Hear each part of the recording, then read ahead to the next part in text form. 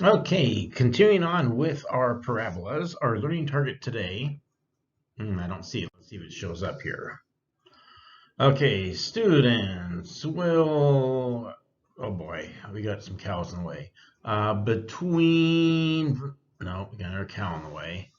Form, no, another cows. Stand, bunch of cows in the way. Got something to do with parabola though. Okay, well, let's see what's going on here. Okay, locate the vertex of each parabola. Okay, we know what to do. We want to use minus b over 2 times a to get the x coordinate. I see a -4 on the x, so b is -4. I do not see a coefficient on x squared, so I know it's 1x squared.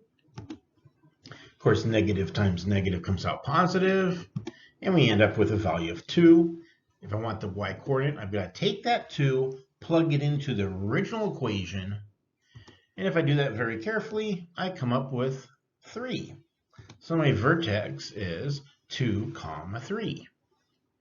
Now, for the next one, notice the equation's written slightly differently. Like, perhaps I'll need to do some FOIL, right? X minus 5 times another x minus 5.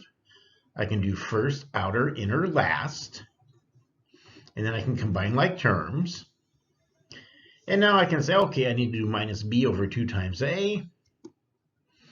In this case, it will be a -10 over 2 times 1.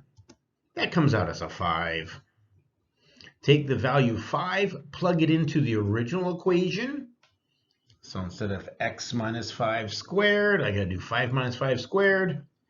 And of course, there's a plus 2 at the end. 0 squared plus 2 is going to be 2. So my vertex is 5, 2.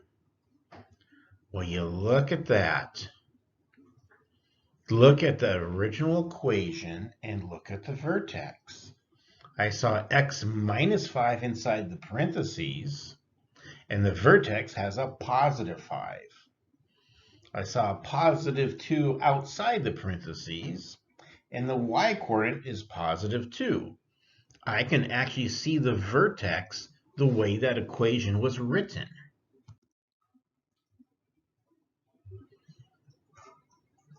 Right, so we've been calling the one on the left the standard form, right? Ax squared plus bx plus c. And that is standard form for a quadratic equation. And we've been finding the vertex using minus b over 2 times a. We've been plugging in x to find y. Now, if the equation is instead written in vertex form, if I see x minus h quantity squared, I know h will be the x coordinate of the vertex. And I see plus k in back, well, I know that k will be the y coordinate of the vertex. So whatever sign you have inside the parentheses, you have to use the opposite for the x coordinate. And whatever sign you see outside the parentheses at the end, you keep that sign.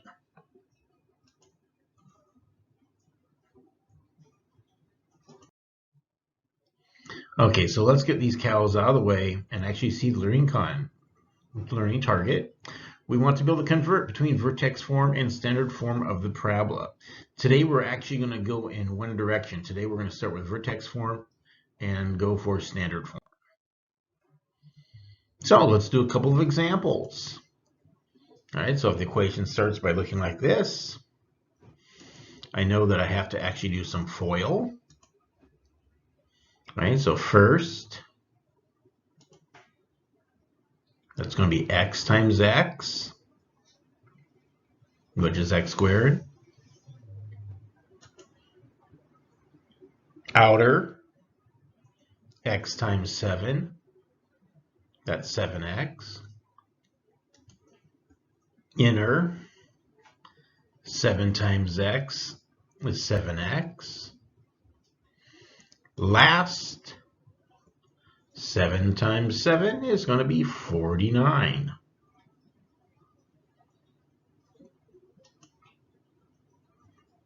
And of course, I still have my minus 43 at the end. Combine like terms. 7x plus 7x made 14x.